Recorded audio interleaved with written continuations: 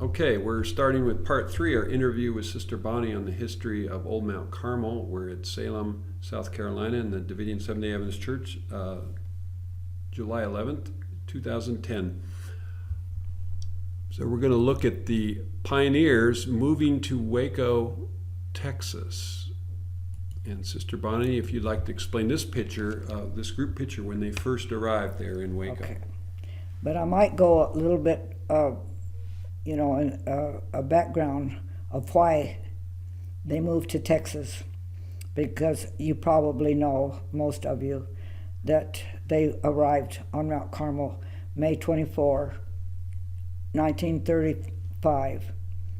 And in 34, when the church told them that they was not going to listen to their message, Brother Hotta's message, the Davidian message, then Brother Hotta said, we have to move. The Lord impressed me to move in the middle of the land, but he didn't tell me. He told me the state. The state, Texas, but not where. So in February of 35, they looked for 3 places of indication of where the Lord wanted them, and the Lord was testing three, Brother Dieter, Brother Hotta, and Elder Wilson. And I should have said Brother Hotta first, because he was the leader. But these 3 men went to Texas in February, and they went to San Antonio, went to Fort Worth, Dallas area, and they liked the Fort Worth, Dallas area the best.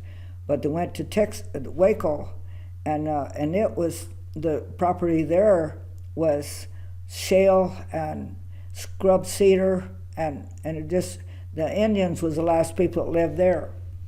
But it was the highest part in Texas, in Waco, and it overlooked Lake Waco, a man-made lake. And so when they looked over the land, they didn't like Waco very much, but they talked to the lady that owned the land, and she says, well, it'll be $8 an acre, but you're not, I want that hill that overlooks Lake Waco there. And it was the important hill, because it would have made, if they didn't have that hill, it would have made their property like a horseshoe. Well, anyway, they went to their motel and they prayed and asked God, if we don't say a word, and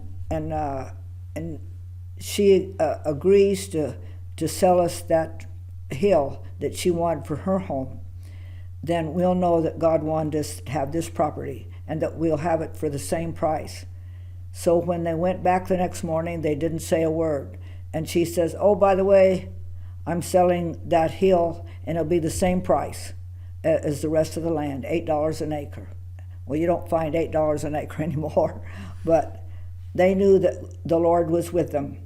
And so then they went back to California and asked anybody that could, would you please come and help us, because the Lord has given us some property, 187 acres, and it's nice, land, but it's going to have a hard time because there's no one there, no water, no electricity, nothing like that.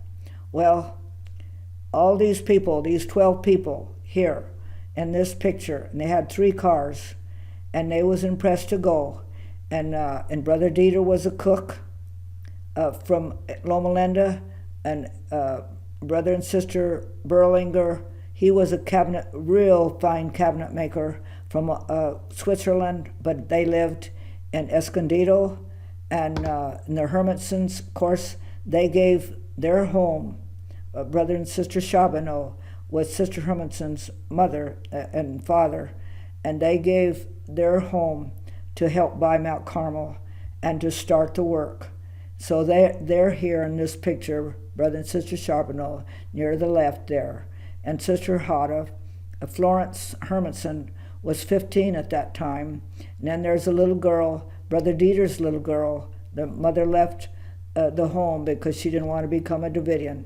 or the Adventist, and then back of her is Brother Knipple, old man Knipple. We all called him the Father Knipple because the whole family became Davidian. They're his boys. And then, of course, Elder Wilson, which was a Texaco conference president. And then Oliver's next to him. He was 12 years old. And Sister Hermanson, the mother of Oliver and Florence Hodoff, she was standing by Brother Hodoff there on the Charbonneau's car. And then Brother Hodoff next to Sister Hermanson and back of Brother and Sister Berlinger. And those were the 12 people that come to Mount Carmel. And Brother Hodoff has a code that tells about that in Symbolic Code, Volume 1, number 12, I believe it is, about 12. There's so many 12s in the Bible. But this happened to be 12. The Lord just worked it out like that. And they came, and they had to cut the fence. On back of them, there was a fence of the property by Lake Waco, and back of them is Lake Waco. They're down there by the lake. They're not up on the hill. Anyway, this is the place where they come by this mesquite tree. And when Mount Carmel was sold, old Mount Carmel was sold, Sister Hodoff says, I want you to keep that mesquite tree because it means a lot to me. This is how we come there, and we was under that mesquite tree when we had these pictures taken.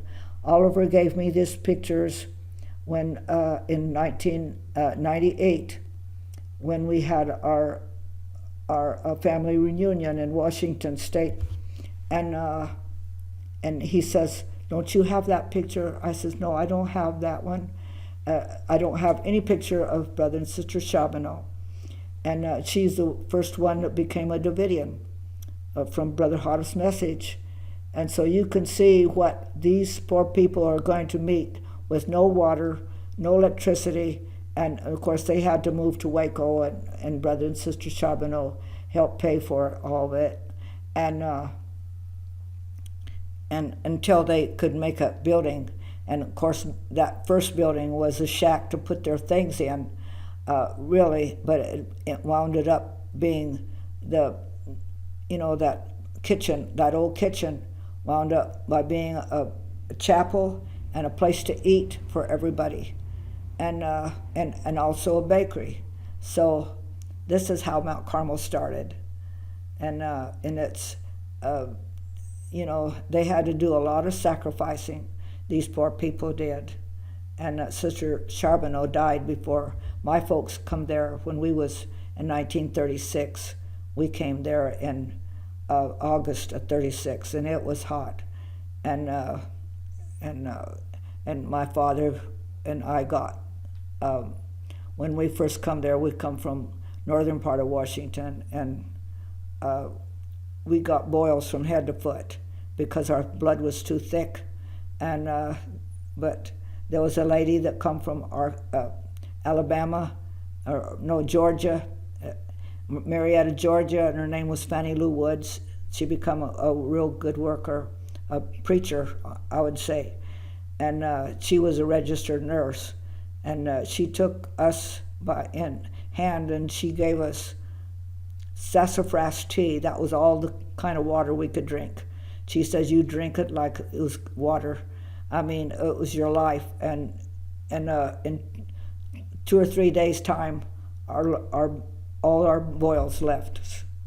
So, when you get boils from head to foot, just about, you're happy with that sassafras tea. And Mount Carmel had a lot of sassafras tea, so the Lord, had enough things for us to get well there. I was so happy to get that picture. And he died a few months after that. Oliver did. That 12-year-old boy. When you got Sister Hodoff's brother, yeah. So I was so thankful for those pictures.